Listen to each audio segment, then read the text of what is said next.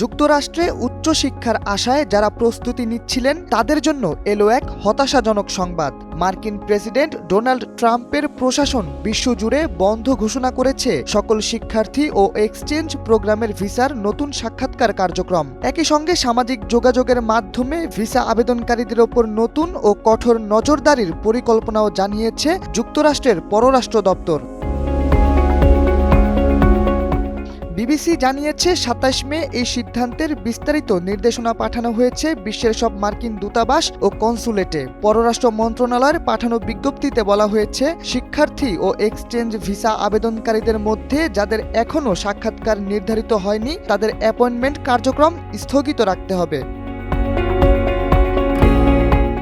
যাদের আগে থেকে সাক্ষাৎকারের তারিখ নির্ধারিত আছে তাদের ক্ষেত্রে সিদ্ধান্ত বহাল থাকবে, তবে নতুন করে কেউ এই মুহূর্তে সাক্ষাৎকারের সুযোগ পাবে না। বিজ্ঞপ্তিতে আরও উল্লেখ করা হয়েছে, শিক্ষার্থী এবং এক্সচেঞ্জ ভিসার আবেদনকারীদের ক্ষেত্রে বাধ্যতামূলক সামাজিক যোগাযোগের মাধ্যম যাচাই প্রক্রিয়া আরও বিস্তৃত করা হচ্ছে। এর ফলে আবেদনকারীর অনলাইন কার্যক্রম, বিশেষ করে ফেসবুক, টুইটার, ইনস্টাগ্রাম সহ জনপ্রিয় প্ল্যাটফর্মে তাদের গতিবিধি বিশ্লেষণের আওতায় আসবে।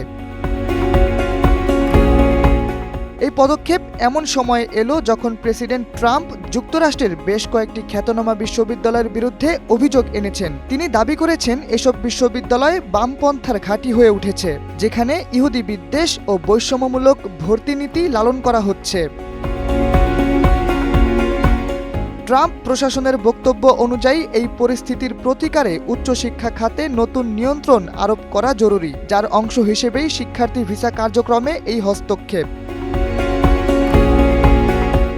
বিশ্বের নানা দেশ থেকে প্রতি বছর লাখো শিক্ষার্থী মার্কিন বিশ্ববিদ্যালয়গুলোতে পড়তে যান। এই ভিসা স্থগিতাদেশ তাদের জন্য এক বড় ধাক্কা। অনেকেই এরই মধ্যে বিশ্ববিদ্যালয়ে ভর্তি নিশ্চিত করেছেন, ফি জমা দিয়েছেন, এমনকি থাকার জায়গাও ঠিক করে ফেলেছেন, কিন্তু এখন ভিসা না পাওয়ার শঙ্কায় তাদের সব পরিকল্পনা ঝুলে গেছে।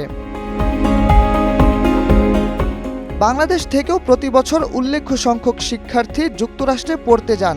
ঢাকা থেকে অনেকেই ইতোমধ্যে স্প্রিং ২০২৫ বা ফল ২০২৫ সেমিস্টারের জন্য ভিসা সাক্ষাৎকারের অপেক্ষায় ছিলেন। নতুন এই সিদ্ধান্তে তাদের উচ্চশিক্ষা যাত্রা বিলম্বিত হওয়ার শঙ্কা তৈরি হয়েছে।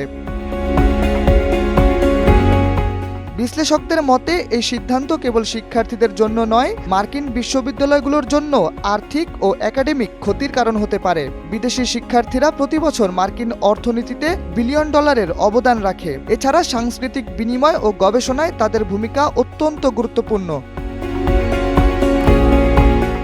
এখন প্রশ্ন উঠেছে, এই স্থগিতাদেশ কতদিন বহাল থাকবে?